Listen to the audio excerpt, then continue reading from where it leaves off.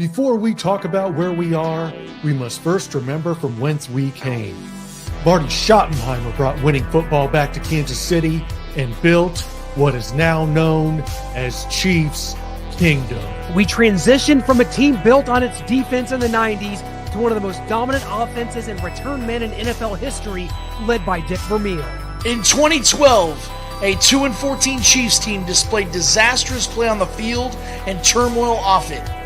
We asked to save our Chiefs, and in came Andy Reid, who immediately turned this franchise into a perennial playoff team.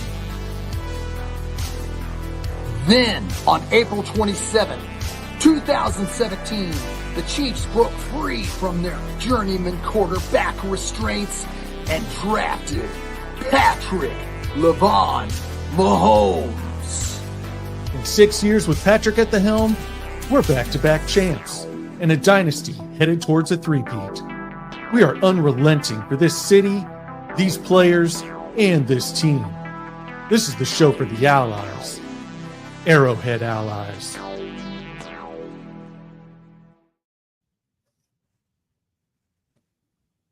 Well, it is AFC Championship season here in Kansas City, as it has been for the previous 6 years as well.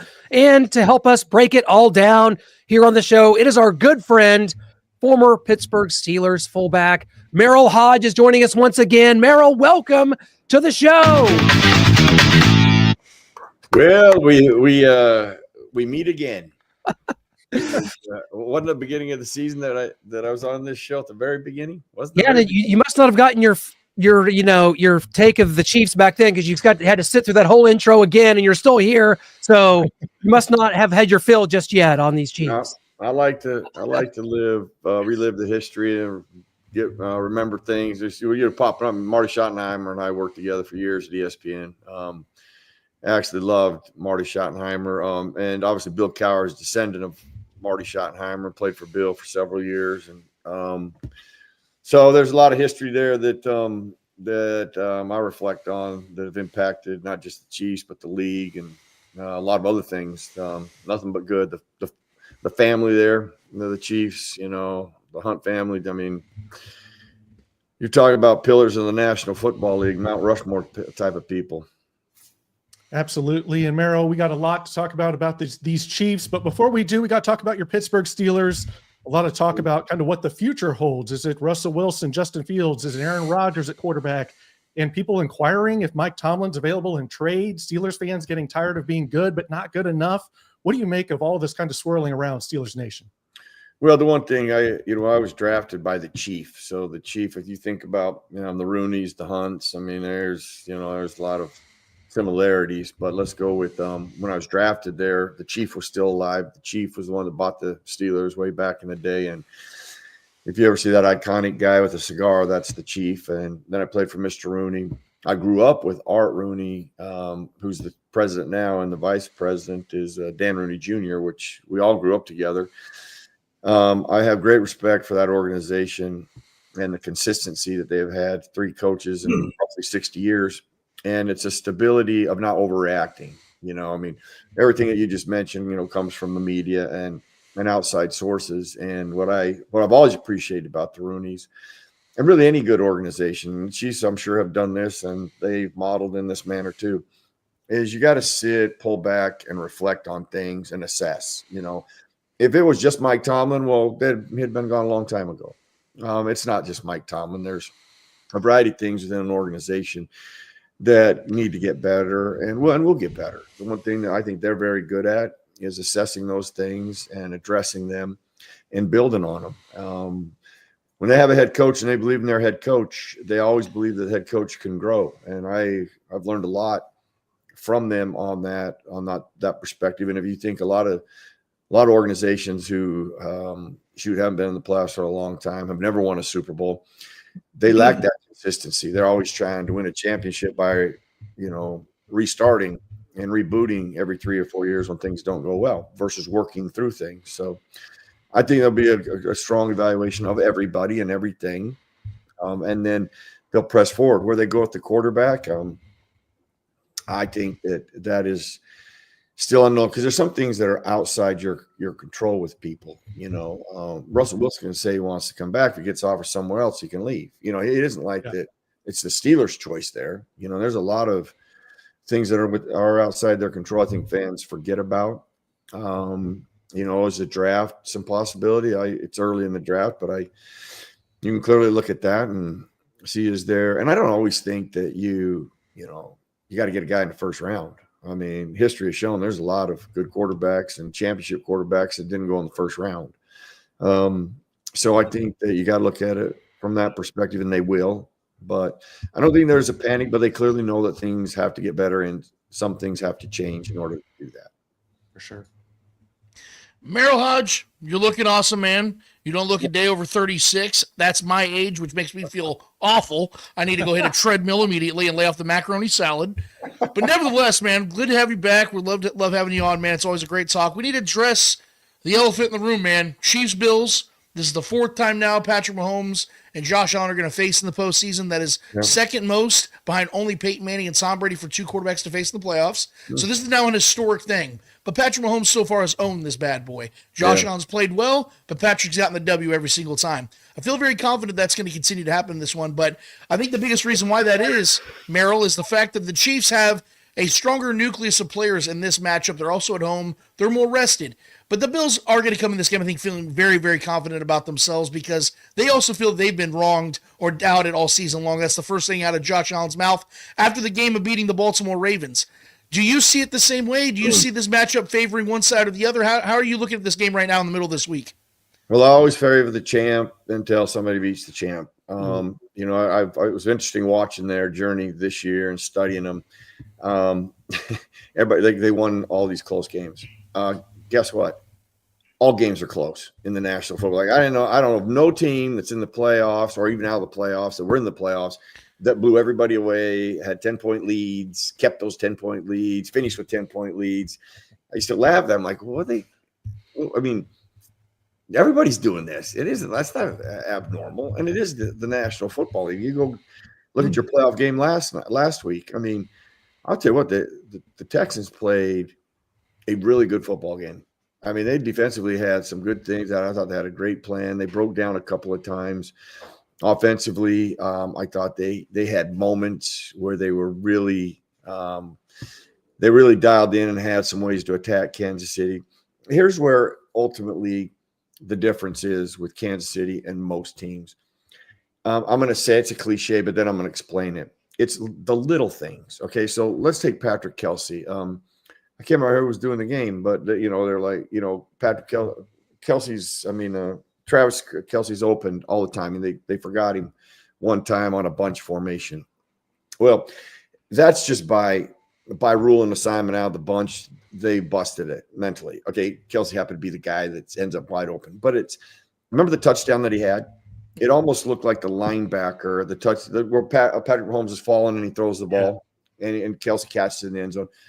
I think what was so fascinating about that play when I went back and studied the play is the little things that he does that are so unique, and it comes from experience and instinct. So he pulls into the hole because there's his own coverage. When he pulls into the hole, the linebacker moves over to take it away. He feels that. While the linebacker's moving, he just hops over into his hole where he was. And the ball's coming out at that time, and Patrick sees it at the same time. I mean, that chemistry. First of all, you can't draw that up.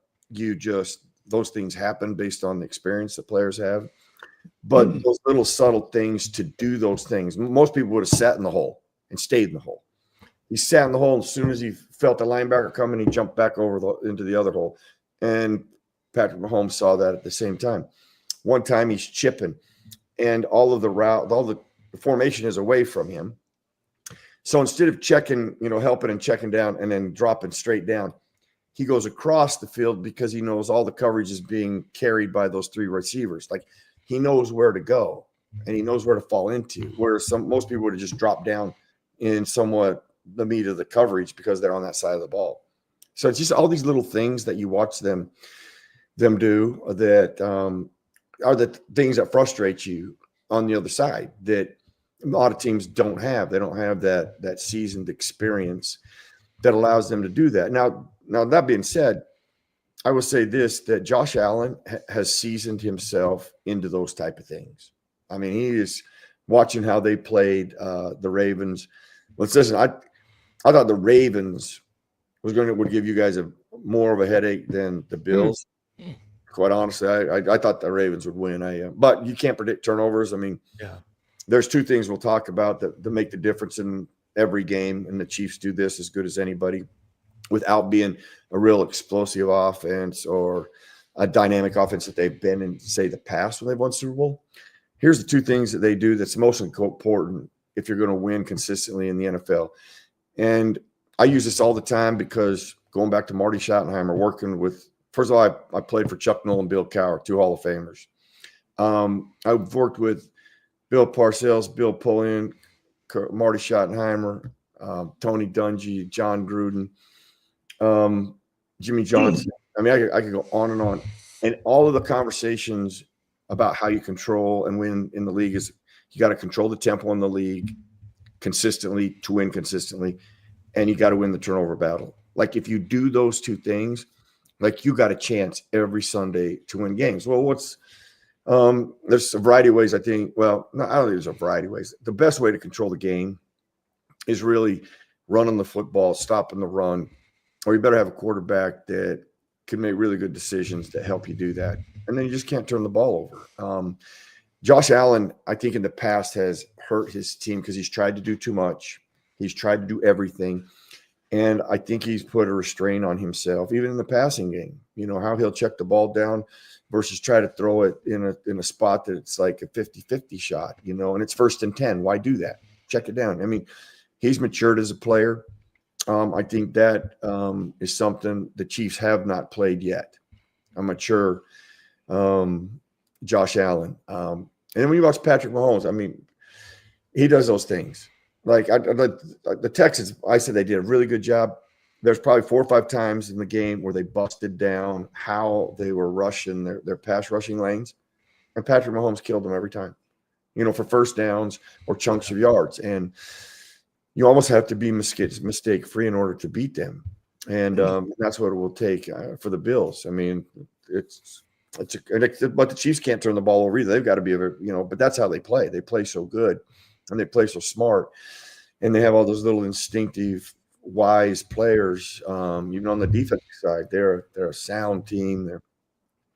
Listen, Chris Jones, has been – I still look like how he hasn't gotten the MVP of one of them Super Bowls is still mind-boggling to me. You know, like every play that Patrick Mahomes ends up making, it was because of Chris Jones's play to put him in that position. Like every one of them. But they just, that's become a quarterback trophy now, versus most of them have MVP of it. And I'm not taking anything away from Patrick Mahomes because he's making plays, but boy, they just lose sight of, teams win championships. I'm gonna get that very clear. You could argue the best quarterback this year had the best season was Joe Burrow. Man, he didn't make the playoffs. So quarterbacks they're critical. I don't underestimate this, but teams win championships. And I guess that's what I marvel at the Chiefs and what I'm really getting at. They do all of these little things as a team. And it is I think it's I love watching that because I don't care if you don't like the Chiefs or not. These when the Patriots were doing this, I'm like, well, you got to admire how good they are. You have to respect that. You can hate them, you can be in another division, whatever it is, but you got to respect that. And if you ultimately wanted to learn from them and apply it to your arena, boy, you'd be a better team and it would help you. So, I don't get angry at the Chiefs. People that do are disturbed by winners and they don't want to grow themselves because the Chiefs are doing what the Patriots did. The way they go about executing, the way they go about playing, the things that they do are all championship level across the board, defense, offense, and special teams. Absolutely. Well, Merril, I want to kind of have you assess the current state of the quarterbacks, especially in the AFC, but now adding Jaden Daniels to the mix, who's burst on the scene as a rookie, got into the NFC Championship game, somewhere the Washington football team, Commanders, Redskins haven't been since 1991. But in the AFC, we're in an era where a Josh Allen, a Joe Burrow, Lamar Jackson. These quarterbacks haven't won Super Bowls. These are elite quarterbacks that in many eras would be, certainly surefire Hall of Fame type players. So as you look around this league and you look at, does that impress you even more like what Patrick Mahomes has been able to do? The fact that we're living in this era where there's these elite quarterbacks and none of them to this point, as of today, have been able to break through and win even one Super Bowl while Mahomes has 3 and going for his 4th. It goes back to what I just said. It confirms this. Teams win championships. The Kansas City Chiefs are a great team. Okay. They're back-to-back because they're a great team. It's not just because of Patrick Mahomes. And I'm not demeaning that at all, because he does magical things. He does electric things. He does things that, that end up making a difference in some games. But they're, as a team, like when you peel them apart and you look at every phase of their team, they're a problem everywhere. Their defense has a lot of layers to it, that you gotta prepare for. I think from an offensive side, Jones, where is Jones? Where is he? Where does he line up? That's a problem. What kind of pressure are they going to bring? That's a problem. They stress you, and they don't stress just the quarterback. Everybody thinks the quarterback's the only guy that's got to know if it's a blitz. Are you kidding me? All 11 guys need to know if it's a blitz. All 11 guys have to adjust. All 11 guys are under stress. Offensively, man, if you look at them right now, like you don't look at them and go, wow, they just have so many dynamic players. Honestly, if I'm watching them off and shoot, I can't tell how many times the Texans had them blanketed, covered. Everything was buttoned up. And then, Kelsey would do that little instinctive thing and uncover the right way, redirect one way. They made a mistake. Patrick Mahomes got outside the box. He made some play. They would do those kind of things to counter it. And then, you got to credit Andy Reid. I've always been, I think I told you about Andy Reid, nice history. We go way back, when he was at BYU, way back when I'm from Idaho. So I've known Andy for a long, long time. And just his overall design and his ability to call plays at certain critical times, in moments where you need it, and you're like, boy, where do you go to here? And bam, he pulls the screen out of left field, and you're like, oh, yeah. And he's got a history of that, and he caught you off guard because you're like, geez, I forgot about it. So, and special teams, they do a really good job. So they're just they're a great football team, and that's who you have to beat. It isn't like, okay, we got to contain Patrick Mahomes. Hey, Patrick didn't have a good game. You'd argue like he didn't really it wasn't a Patrick Mahomes type of game. If you look at this year, Patrick Mahomes hasn't had like a usual Patrick Mahomes type of year. For sure. And what are they? Technically they lost one game. Because that Denver game, I don't count that. Yeah, they lost one game. How do they do that? Because they're a good football team. Teams win championships. If the Bills beat you, it's not going to be because of Josh Allen. No, because Josh Allen plays his very best, but their defense better be buttoned up. Their defense, but whoever has Travis Kelce, wherever Kelce is, whatever. And it isn't just Kelce, but all the things that they do offensively, you better be buttoned up. You better be able to handle that. So it's a large task. Now, I do think that this, after watching the Bills and how they played against the Ravens, this is not, that's not an easy game. But listen, what game is easy going at this point? I don't care what they say. I have too many good people going, boy, this should be an easy win. Listen, I played in the NFL for nearly a decade. I never walked off the field going, boy, that's an easy win. Even we won by a lot. I was like, they're NFL players, they're NFL coaches, and they're going to be prepared, and they're going to come in and listen, they have nothing to lose. They weren't supposed to beat Baltimore. They weren't even supposed to be here. So the Chiefs and those teams are dangerous because now Pat.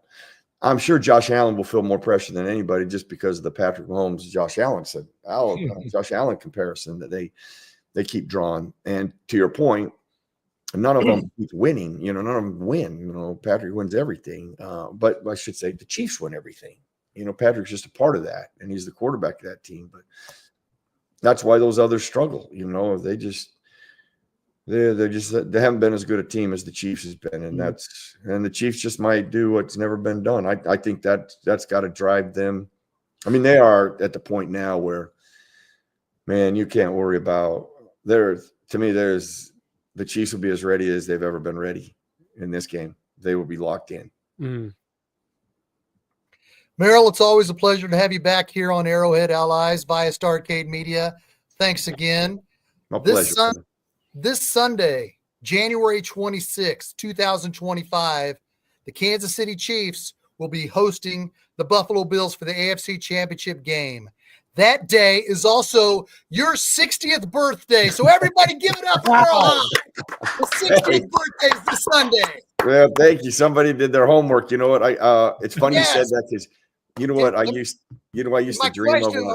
My question for you, Merril, is your birthday wish to wish for the Kansas City Chiefs to go to New Orleans for the Super Bowl? Talk to me. Of course it is. Because since I can't go and I can't be there and the Steelers aren't in it, why not? As a kid though, I used to, since my birthday always fell close to the Super Bowl, I used to envision like, the ultimate birthday would be to play the Super Bowl on your birthday.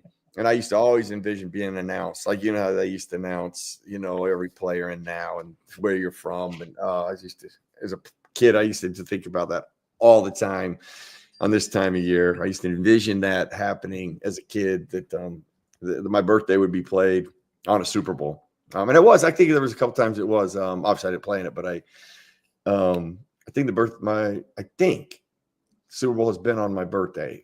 I say I think because I'm not confirmed on that, but hey, we got the championship game on my birthday, so I'm pulling for you guys. Pretty cool. Hope you have a happy birthday with us.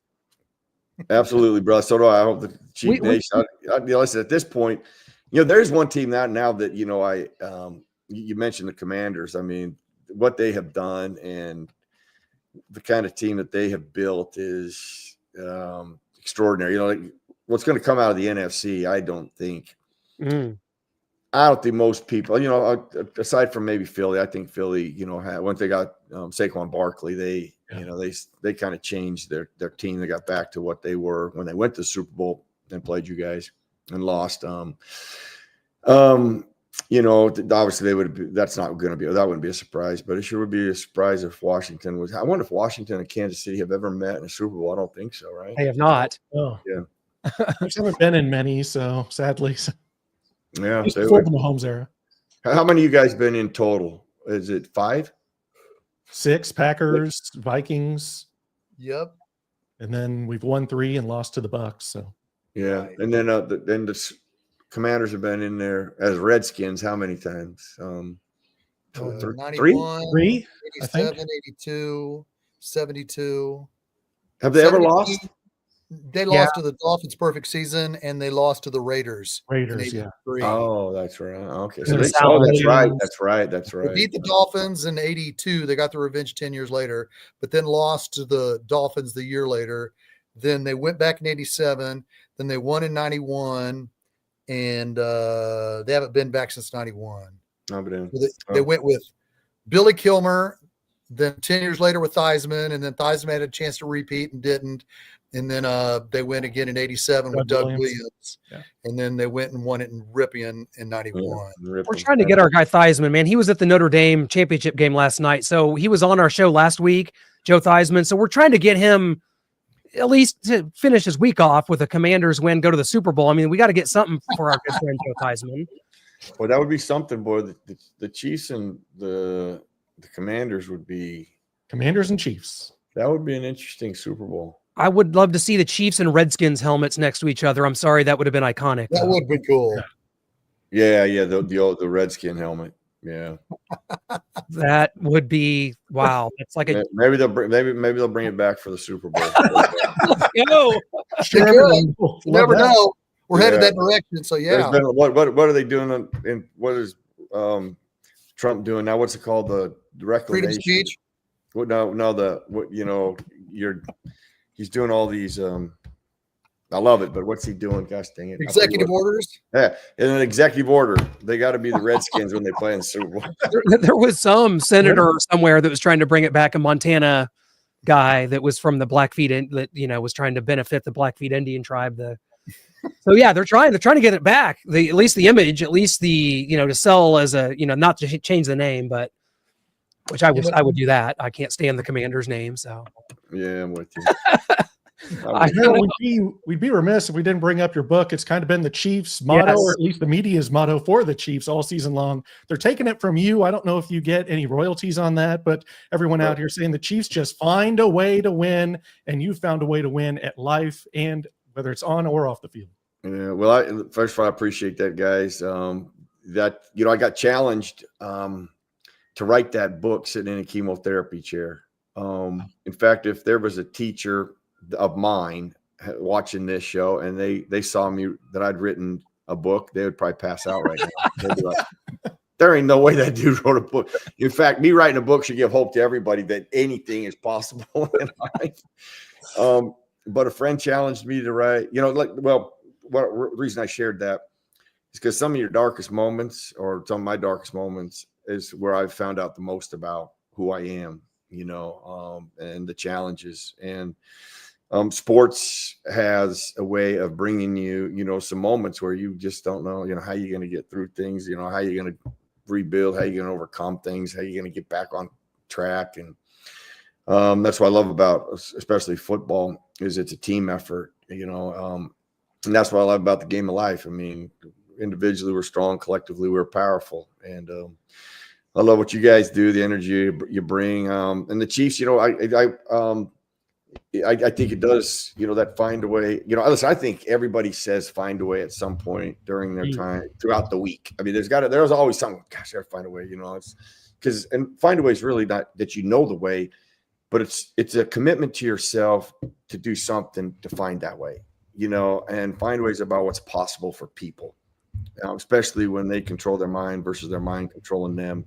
They take charge of their journey. And if you think about parlaying that into the Chiefs, there's no team, I think, that takes charge of their journey or takes ownership of their journey better than the Kansas City Chiefs. And I think that comes from Andy Reid, and his leadership and the way he goes about things and the way he practices, what he models. And you couldn't have a better leader. You're lucky to have him. And I know those players value that. And it's, I go when I first got in the league, and I remember Chuck Noll's first meeting he was having that I sat in front of. I'm 21 years old. This is why I give myself credit. I was smart enough to know at 21, I'm never going to see another man like this in my life. I better pay attention. And I paid attention for 5 years. And a vast majority of who I am is from him, because he was not just a great coach, he was a great teacher of life. And Andy is very much like that. That's what I've always admired about him. So, if the Bills, whoever beats the Chiefs, if that happens, they will have played their very best football game and given it, and everything that they have tried to put together in a plan worked, because that's what they're going to face here the next 2 weeks. Because that three-peat, I'm going to tell you this, that has to burn in every one of those players to do something nobody in the history. Like when you hear that and absorb that as a player, and I guarantee you that they've talked about that, they're not going to tell people that, and I wouldn't either. But, man, as a group, that you have a chance to do something nobody in the history of the net, you will be all by yourself. That's pretty special, man. That is they don't come around. Those opportunities, and they've earned that right to be there. And they're the only ones that have the chance and have gotten this far. Well, I'm sure I think the Patriots lost in a AFC Championship game to go to their third one. The Steelers did too. So, but they get through this one, man. They'll be the first one to really have a legitimate chance to do it.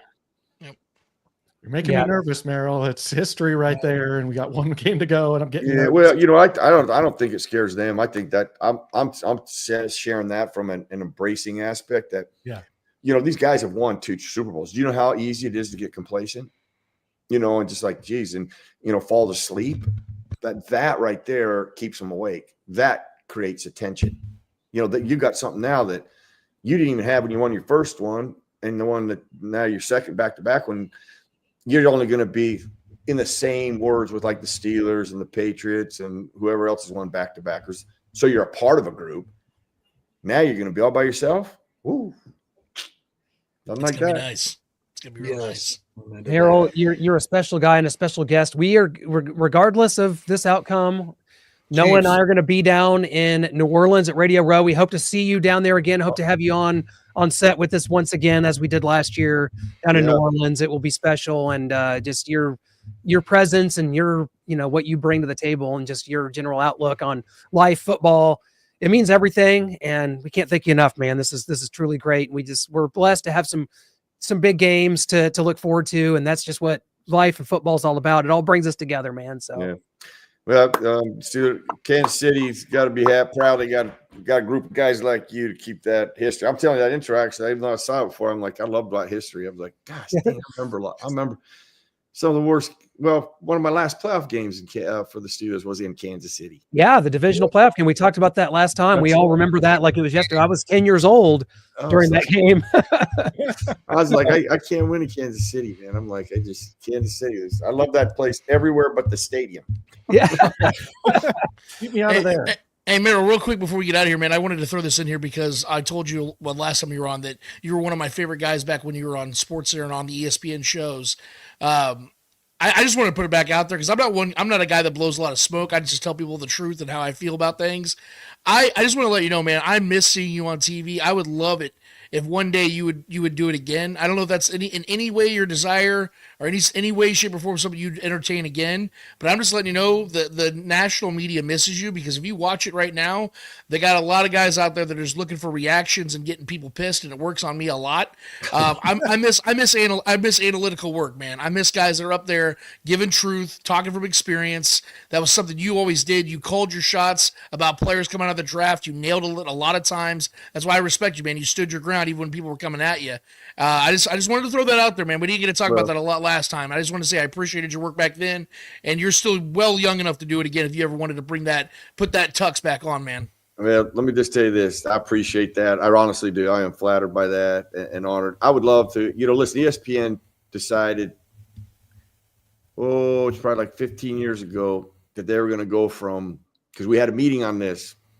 They deliberately decided that we're going to go away from educating, teaching, informing, and entertaining the viewer to we are going to debate.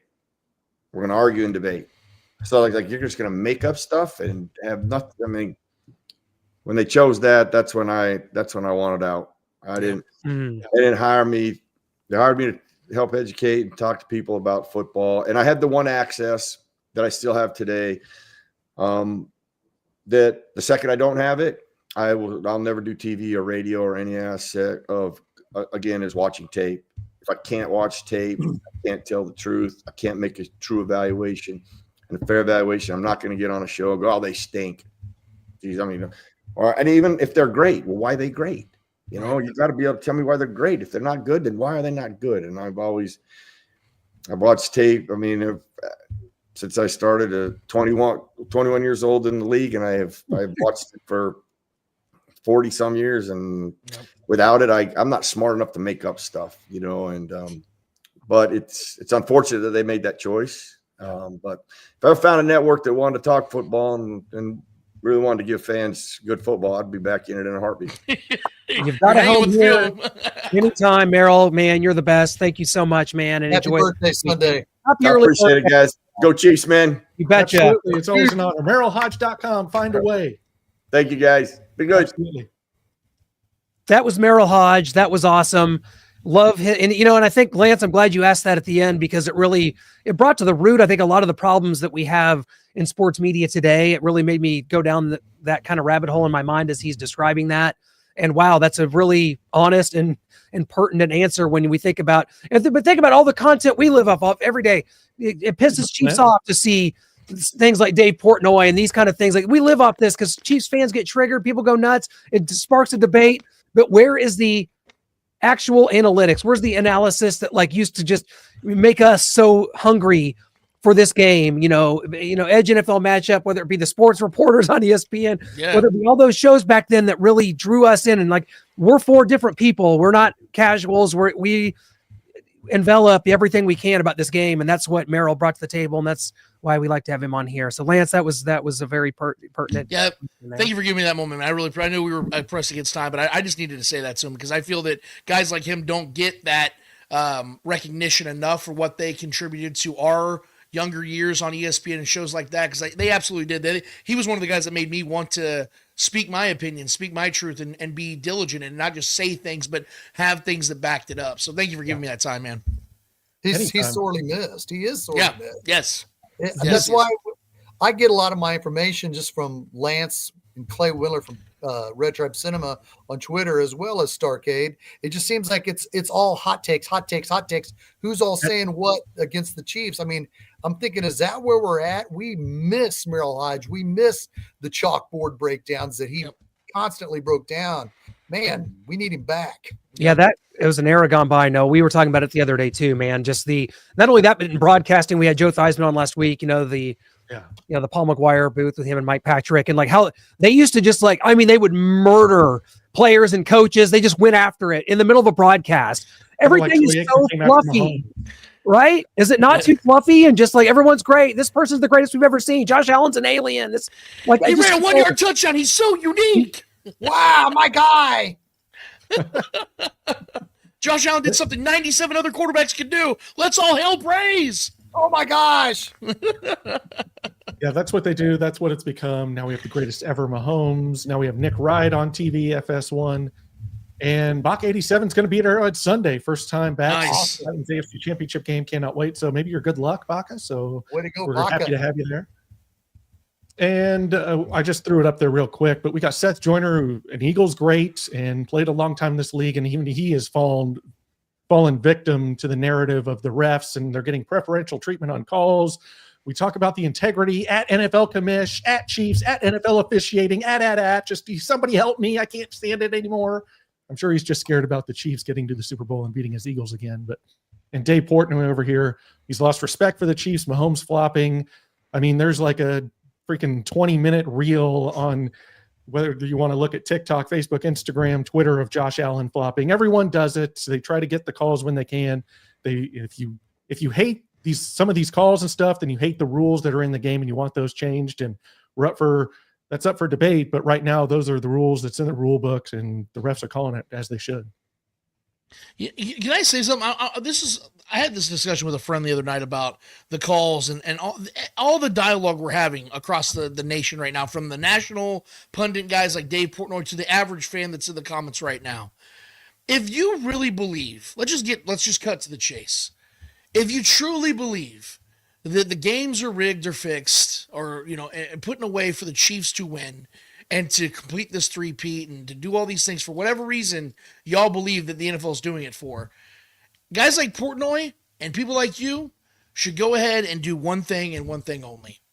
Bet your entire life savings on the Chiefs winning the Super Bowl. Because here's my thing. If it's already fixed, it's a foregone conclusion. If we already know what's going to happen, then you might as well make a small fortune off it, right? Yeah. But see, y'all won't do that. And you know why? Because you know it's not fixed deep down. Y'all just want to bitch about something because you're sick and tired of seeing Patrick Mahomes at the forefront. You're sick and tired of the Chiefs, this lowly team in Kansas City, flyover city, now dominating the league because you're used to the East and the West Coast dominating. Like it feels more comfortable when the Lakers and Celtics and the Patriots and the Raiders and teams of yesteryear are dominating. You don't like it that the little city's getting its thing going. You don't like that, guys, because it isn't the way it's supposed to be. Well, too damn bad. But like I said, if you really believe it's fixed, if you really think it's rigged, then go ahead and back it up with your money and prove it by going out and making yourself a small fortune. I think the Chiefs right now are plus 240. Go out there and put your life savings on it. May not be a lot, maybe a ton. Either way, you'll make plus 240 on your money, guys. That's my challenge to you. Otherwise, please shut the hell up. Well said. I read it better. And JJ Burton came out and said, Marty Schottenheimer used to say, never blame the refs for your defeat. Be a man and take a look at the mirror and see where you can get better. Love that. And then I'm not going to go through everything that Danny Parkins said, but if you just look at the stats right there in the middle, the Chiefs penalties with ranks in the Mahomes era, 14th, 13th, 14th in the middle of the pack, 135 games. They're not getting all the calls. So that just does it right there. We even got a Broncos player coming out on Broncos Country for Life, says Aqib Talib. But this Chiefs hate is getting out of hand. If you hit the quarterback in his head, it's a flag, no matter your intentions. And please don't say they didn't touch his head. As you can see in the photos below, there is contact from Will Anderson to Mahomes' face mask. Slight, but there is contact. And then there's contact when Mahomes was kind of moving around and then went down. You can say late or whatever, but there is contact to the helmet. And I think Walt Anderson went on Good Morning Football and said, like, those are the correct calls. You can hate it if you want, but there's contact to the helmet and the flag comes out. That's in the rules. We're living in the world. This is the world we live in. We've seen the offenses evolve. We've seen rules evolve to protect offensive players. Great players like Patrick Mahomes, even Josh Allen, they are coached and are capable of perpetuating that. And they should. I want Patrick Mahomes to do whatever is in his ability to get to the next level, to win the game, to get the call, to whatever that may be. So to me, our buddy Chris Sims, I don't think you had him up there, but he, I think, said it best. He's talking about a Chiefs derangement syndrome that has swept the nation. And that is, I'm not kidding you. Shane, you're laughing. It has literally broken this country and shattered this country. I mean, people can't stand it. Noah talks to a lot of people that are fans of other teams. I see it. We all see it.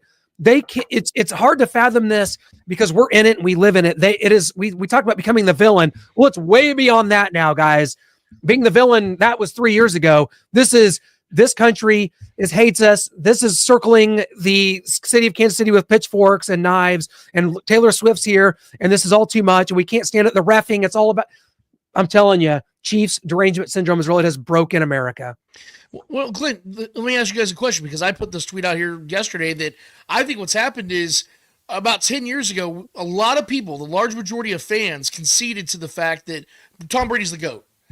And then before Tom Brady could even retire, you have this kid named Patrick Mahomes in the Midwest setting the world ablaze, doing things that Tom Brady could never have dreamt of doing early in his career or later in his career. And there became this threat. Because if you look at the other guys like Lamar Jackson, Josh Allen, Joe Burrow, none of them threaten the legacy of Tom Brady, at least not to this point. So it's so easy to like and embrace those guys. It's just like the LeBron MJ debate. No one hates Steph Curry. No one hates Allen Iverson. No one hates, Tim Duncan, because those guys don't threaten MJ. Who threatens MJ, guys? LeBron James. Let's be real. So when it comes to Patrick Mahomes, there's become this gatekeeper community that's now gotten to the point where they're defending Tom Brady, even though they're not fans of his. They're trying to protect what they have become comfortable with. And Patrick Mahomes has created this uncomfortability for fans nationwide because he's so quickly evaporated the gap between him and Brady. Because even guys like Pete Prisco, who is notorious for hating on the Chiefs and notorious for being an East Coast truther, has said himself that if Patrick Mahomes finishes his three-peat, he's the GOAT. Yeah. So this is a real threat. This is a real threat to Tom Brady, and it's not 25 years after Tom Brady. It isn't 10, 15 years after Tom Brady. It's immediately during and after Tom Brady. So that's my theory. I don't know if that gives you guys any. You guys believe that can be warm or anything? Just You guys let me know. I couldn't have said it better. No. I think it's going to be tough because it hasn't been done. Everybody knows that follow me closely on social media, as well as you three here, know that I've been posting a lot about Joe Montana. Patrick Mahomes tied Joe Montana's postseason win total of 16 on Saturday. He's got a chance to pass him, ironically, on Sunday by advancing to his third straight Super Bowl and going for the coveted three-peat. What kept Joe Montana out of going to the Super Bowl 3 years in a row was a massive hit that he was sacked from Leonard Marshall with 9 minutes and 40 seconds left in the fourth quarter, with the 49ers ahead 13-9. That game was the 49ers played down to the Giants because their starting quarterback was Phil Simms, who had won a Super Bowl with the New York Giants in 86. So the Giants were heavy underdogs, and the 49ers were just kind of hanging with them up 13-9. The whole world was waiting for Joe Montana and the San Francisco 49ers to eventually blow them out. But then Joe Montana took that massive hit. The 49ers three-peat, it fell apart. It didn't happen. This is the closest it has been. I know the Cowboys were close in 3 years, but they had to play that NFC Championship game in 94 in San Francisco. The Chiefs and the 49ers are the 49ers are the team we're comparing this three-peat to. And we don't have to worry about the Chiefs playing down to Buffalo the way the 49ers did when the 49ers thought, oh, all we've got to do is win in the NFC Championship game against the Giants' backup quarterback, Jeff Hostetler, and we'll just kind of sleepwalk through this game. It cost them. So I'm glad we're facing Josh Allen, so we know we have to be up. We know we can't take this freaking opposition lightly. We know we're going up against Josh Allen.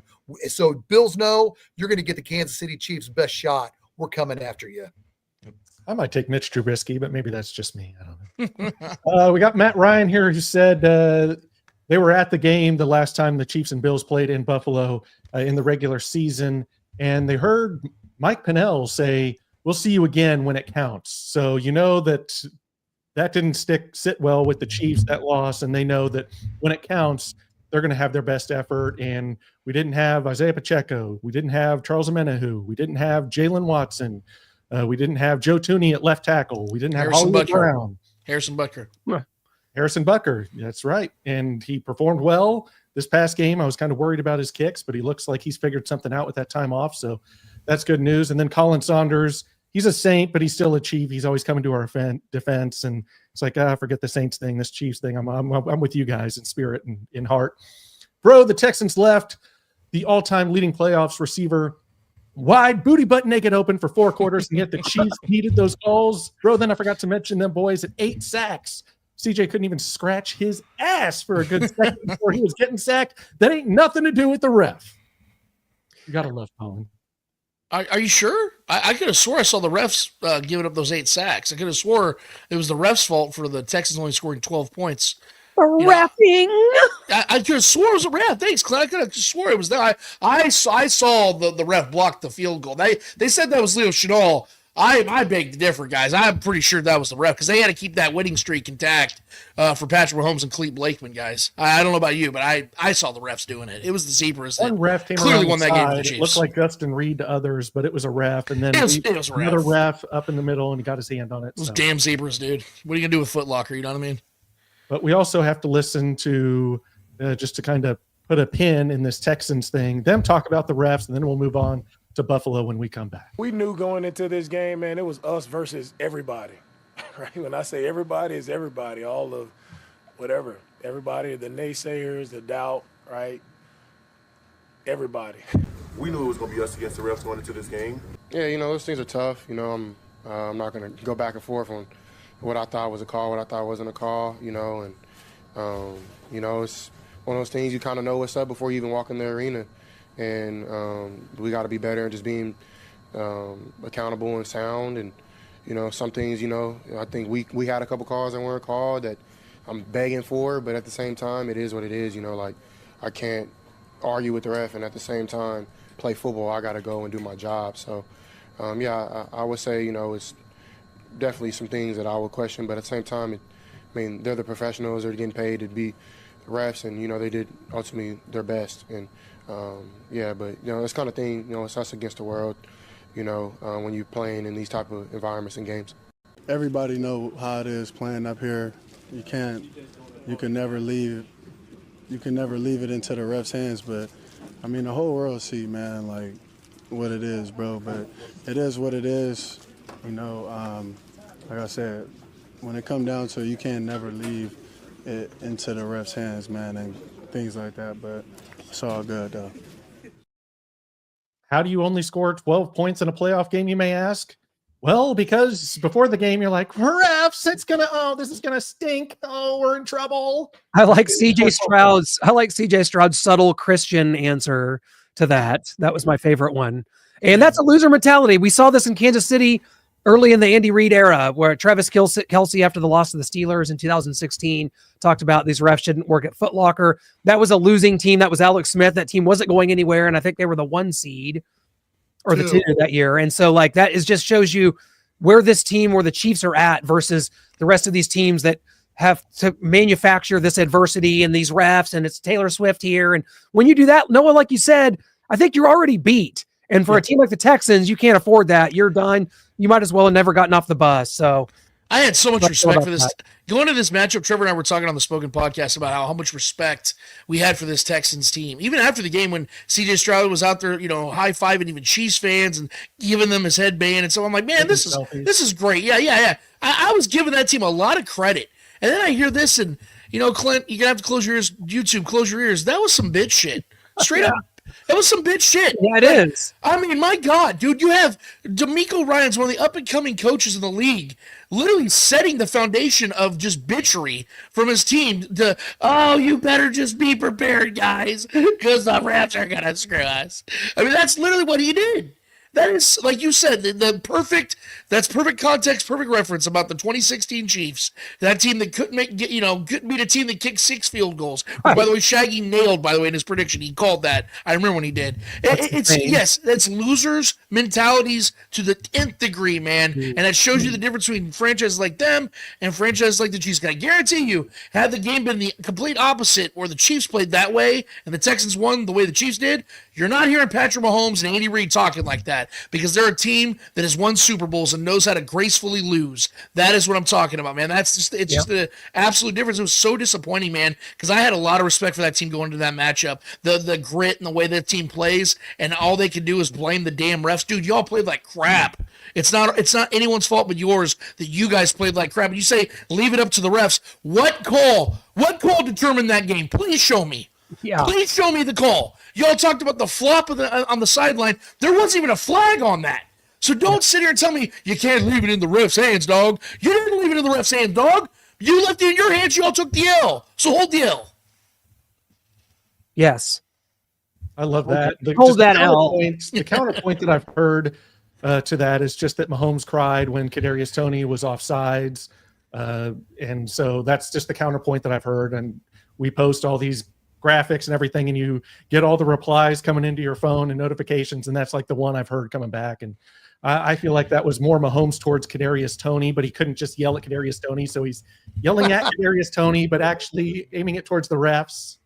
And I agree that wasn't a good look on Pat. I'll be honest. I was tweeting that. I was like, man, Pat should probably kept that in the holster, because there's recordings of this and Bills fans are going to forever use this, and that's what they still do. And honestly, I can't really blame him, because in that moment, yes, it wasn't the heat of the moment, and I guarantee it was more about Kadarius Toney, because within 3 or 4 weeks later, Kadarius was permanently benched and never saw the field again for this team. I still think that Pat could have handled that much better, and if he could go back in time, we all know he would have. Yeah, for sure. I think so too.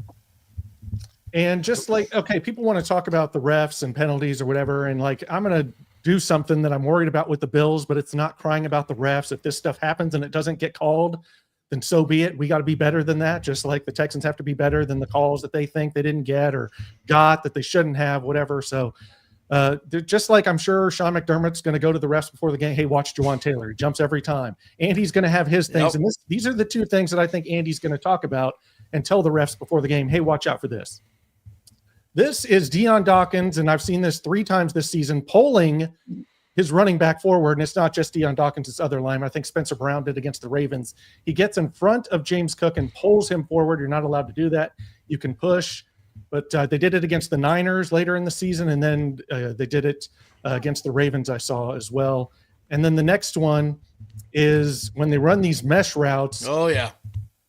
Look at Matt Collins there running straight into Najee Johnson, knocking him over. It's going to go slower here so you can see it better. I think Najee would have been in position anyway, but he would have at least been in a position to go make a tackle and not let it go all the way into the end zone. And Matt Collins, he's not running a route. He extends his arms to knock Najee Johnson over, and he goes directly to find where Najee Johnson is. So that's 2 things I want the refs to be on high alert for. Romo even said that was a pick when it was on CBS in November. Yes. Yeah, he's like, I'm surprised Matt Collins got away with that and he didn't get called. But we can't use audio for copyright issues. So. Well, I don't know if you saw it though, but after that play, the ref went over to Najee Johnson on the sideline and said it was my bad. So everything's good. Everything's good, guys. And Clint, I think you have something here for. Oh no, not yet, not quite yet. Oh, not yet. Well, then we're just going to have a little fun here before we get into our predictions. I did this and people lost their minds. It's the Chiefs dynasty. I kind of cast them as actors. and I didn't do a good job apparently. So we'll just look at the first 8 Want here. to kill Noah for this, or Yes. Starcade Media. They don't know. Lynn Elliott knows nothing about death threats because I got them all. Yeah. Mario Lopez is Patrick Mahomes. Chris Hemsworth is Travis Kelce. Morris Chestnut is Chris Jones. But Chris Jones has hair. He's not bald. Chris Farley is Creed Humphrey. Chris Farley's dead. He can't actually play him. Is this being cast right now? Are you the producer? But you can't play him. Darius McCrary is Trey Smith. Nicolas Cage is Steve Spagnuolo. Paul Rudd is Brett Beach. But Paul Rudd's a Chiefs fan. Who's going to play Paul Rudd? Carrie Ells is Clark Hunt. And then this is the biggest kind of gripes. I had Wilford Brimley as Andy Reid. Wilford Brimley passed. He looked like a better Andy Reid. So that's why I went with him.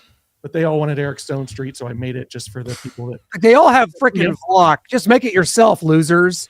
And then I'm old and don't know many actors, and so like I just went with Malcolm Jamal Warner. Malcolm Jamal Warner. I agree that doesn't look like Justin Reed, but I don't know new actors. I'm 40 years old and live in the 80s and 90s. Truth. Why don't you just go Forrest Whitaker while you're at it? I mean, hell. You know? Maybe Denzel or I don't know DMX. Has he ever done some acting? I mean, I've never seen such vitriol. Someone got really mad at the Mario Lopez one. Like, Mario Lopez? Yeah, he's too old. Like, I'm sorry. I'm pretty sure that dude drinks blood. He's like a vampire. That dude does not age. I know he still looks like he could just hop on the set of Saved by the Bell, and he's you ever looked into his eyes? It's like listening to the Beatles for the first time. You know what I mean? Man, I'm in. I love. He's coming to Comic-Con. I'm going. I got to get that photo up with him and Jesse Spano together. Man, there you go. And then the last thing, Shane, I want to go to you with this. Just what were your thoughts when you saw that play? The Mahomes falling down to Kelce. He's looking down at the defender, does his dance, getting back into his groove. 117 yards and a touchdown. What were your thoughts, Shane? On that specific play, I was kind of concerned that he was going down when he threw it. Harvey Williams, my co-anchor on Starcade Media's Chiefs postgame, was screaming no, and he spilled his spaghetti on the floor during that throw. I was concerned. I was thinking, man, I hope this reaches its destiny, and it did. And Travis Kelce standing over the assassin who knocked Trevor Lawrence out for the season was justified, and I dug it. It was another Mahomian moment that will add to his highlight collection that continues to grow. That it did. You guys imagine Chris Farley is Creed Humphrey, and like Patrick gets like a dirty hit, and he goes, "No one messes with my brother." That would be the greatest thing ever. I just wanted to throw that out there. It would be. Nicolas Cage might be a little too animated, but it'd be fun to see him post these things. Not the bees, not the bees. Wicker Man reference. No one's seen that but me. No, I've seen it, especially that it's clip. That clip horrible. But the original's a classic, though. That's true. That's true. We're ready for prediction time, boys. We are, because the AFC Championship game is being played. A lot of people call it the Arrowhead Invitational. It took a little deviation, a neutral site, if you will. Took the show on the road last week to Baltimore. Last year at Baltimore, where the Chiefs won and advanced to the Super Bowl. The AFC Championship game, guys, we're starting to take these for granted. I'll never forget in January of 2019 when we hosted the Patriots in that AFC Championship game, and just like I was a wreck going into that. The week was just, I couldn't see the forest for the trees. It was everything I'd ever wanted. And to think that here we are now in a 7th straight AFC Championship game. I'm so clouded by this greatness that I can't make my prediction yet. I've got to punt the ball away right now. Shane, take us away. I hope you guys got time, and I hope Clint can stay awake for this. We got time. The last 7 straight years of Patrick Mahomes taking the Kansas City Chiefs to the AFC Championship game. Guys, this is unprecedented. And I say this as the old man. I don't need to tell you I'm 55 because I've probably already done that about 7 times since my birthday on November 18th. Guys, this is unprecedented. It doesn't happen. So we cannot take these moments for granted. We're not a political show, but if my math is correct, Patrick Mahomes took us to the AFC Championship game twice with Trump and 4 times with Biden, and now 1 more time with Trump. This is unheard of. 7 straight freaking years. Now, here's where I got to be critical. Okay, I have some criticism. When the Chiefs first 3-4 years with the Patrick Mahomes, they were the high flying offense. We're not that anymore. We aren't. Patrick Mahomes had 1st and 10 at the 13-yard line to start the game after the punt return and personal foul penalty against Houston. The offense looked like it wasn't even ready, and they had to settle for a field goal. The Chiefs got a monster sack in the 4th quarter by George Karlaftis this last Saturday. He could have put the game away with 10 minutes left. With great field position, they didn't have a clue what to do. They had to punt the football away. DeAndre Hopkins, no receptions. Hollywood Brown, no receptions. Justin Watson, who's usually good for 1 reception a game, nothing. The Chiefs look stagnant on offense. The only thing that kept it from looking bad was Travis Kelce having the game of his life, or the game we all expect from Travis Kelce in the postseason. He looked like Travis Kelce in the postseason. But everything else, offensively, it was clunky, just like it has been the entire 2024 season, with the exception of the game against the Texans and the Steelers in December near Christmas and the week before. There's a concern about this offense, guys. If you look at Patrick Mahomes' stats against the Texans, those are pretty pedestrian. Have we seen the best of Patrick Mahomes already? Will he ever be a quarterback that can throw the football 35 touchdowns a season? Will we ever see that? Will we ever see Patrick Mahomes again ever pass for, I don't know, maybe 4,000 yards? The better play, and I'm not saying this for a hot take, because I love Patrick Mahomes. And if the Chiefs lose Sunday, I'm going to wake up Monday morning and put on my 2022 World Championship shirt, my 2019 World Championship hat, my 2019 World Championship jersey, and Super Bowl ring, and I'll wear it proudly. But we may have seen the best of Patrick Mahomes. He's still going to be hit and miss, and I still think he's going to be a successful quarterback after this year. But something is not right. In every divisional round game that Patrick Mahomes has ever played, all 6 of them, he's made receivers famous. Byron Pringle. I mean, I'm not just talking about Tyreek Hill. I just mean other guys. He lifts players up. In the past, Patrick Mahomes has lifted obscure wide receivers up. He played 1 game with Albert Wilson in his career, his first NFL start. He lifted him up. He got him a massive contract because he's Patrick Mahomes, and he was a player on the rise. Now, I will never say Patrick Mahomes is a descending player. I am just to the point where I am concerned that we may have seen the best of Patrick Mahomes. Do I think Patrick Mahomes has enough to win this game? I haven't seen enough to bet against him, and I won't. But with the way that the 2024 season has gone, with the exception of 2 games, if we waste numerous field position like we did against the Texans and haven't scored 30 points at all, not once this season, as Patrick Mahomes, if you would have said Patrick Mahomes won't score 30 points all season long, are the Chiefs going to be in the hosting the AFC Championship game? I would have said, I don't think so. So embrace Patrick Mahomes and your Kansas City Chiefs right now, because this could be it. Enjoy this game like it's the last, and pray that Patrick Mahomes can score 29.5 points, because I think it's going to take 30 to win. I'm going to go, I won't pick against Patrick, 30-29 Chiefs. And that's my take. Well, I'll say this real quick in response to what Shane was saying about, Patrick Mahomes and whether, we've seen the best or not. I mean, that's very possible statistically, but I think that we could all, I'm going to say very confidently that we're going to see at least 4 to 5 more seasons of 4,000+ yards, 35 plus touchdowns, because of the fact that this season was just off from the beginning. All of his weapons were hurt, and yet he still flirted with 4,000 yards and 30 touchdowns, despite missing a game because of rest and all these guys being out, relying on a 35-year-old Travis Kelce and Kareem Hunt, who was literally on the couch through the first 3 or 4 weeks of the season. So I agree with what you're saying, Shane. I know that's something to think about, but we saw in 2021 they had their by far worst stretch as a team, and Patrick Mahomes was turning the ball over like never before or after, and he ends up going and winning MVP in 2022 with 41 touchdowns and almost 5,000 yards, if I'm not mistaken. I think right at 5,000 yards. So I think those are going to come back once they get the talent right and guys stay healthy. But when it comes to this game, guys, look, The Bills are not a hard team to figure out. The last time they faced in the regular season, the game frustrated me a lot because even though I know the Chiefs lose to the Bills damn near every single year in the regular season, it almost feels like it's intentional. I felt like that game was very well winnable, even with all the guys missing and things of that nature. It felt like the Chiefs beat themselves. The second play of the game, Patrick threw a horrendous interception that put the Bills in prime position and gave them all the momentum before the game even really kicked off. And after that, it just felt weird, but yet the Chiefs fought. And with 2 minutes left, it was a 2-point game. And then Josh Allen ran that score, and Clint broke it down perfectly several weeks ago when he showed Karlaftis just missed Josh Allen on that ball that would have stripped that ball out, and the Chiefs probably would have won the game at that point because I think Patrick would have put it to bed on the other side.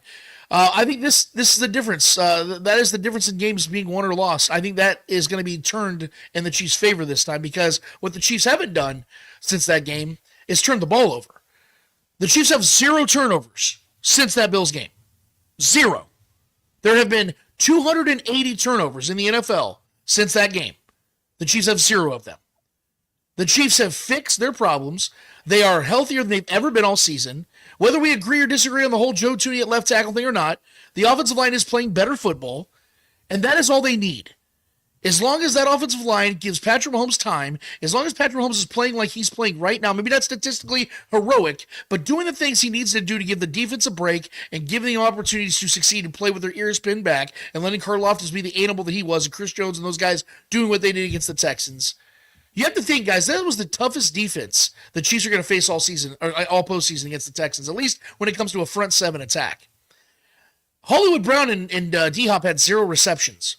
The Chiefs willingly gave up a safety, and they won by 9. That's the point I'm trying to make about this game. And our guy Arrowhead Live just made a real good tweet, and I'm going to give you guys my prediction right after this. A few notes for the Bills and Ravens game. Bills allowed 9 receptions for 12 targets to tight ends for 134 yards and a touchdown, including the potential game-time 2-point attempt where they left Andrews wide open and resulted in a drop. Ravens running backs ran for 134 yards and a touchdown on 22 attempts, 6.1 yards per attempt. Ravens generated pressures on 11 of Josh Allen's 22 pass plays. See, the Bills play an old school style of offense, guys. They play a lot of that Marty Ball style of football. James Cook cooks, Josh Allen just kind of vultures the 2-yard rushing touchdowns. What is the Chiefs' greatest strength on defense? Stopping the run. That is exactly we can agree to that. That's fine. But we know that this defense's biggest strength has been slowing the run game down and making teams have to beat them in the air all season long. The Chiefs have also had a balanced attack offensively. Kareem Hunt led the team in scrimmage yards with 904. Pacheco is now back healthy. May not be as good as he once was, but he's good enough.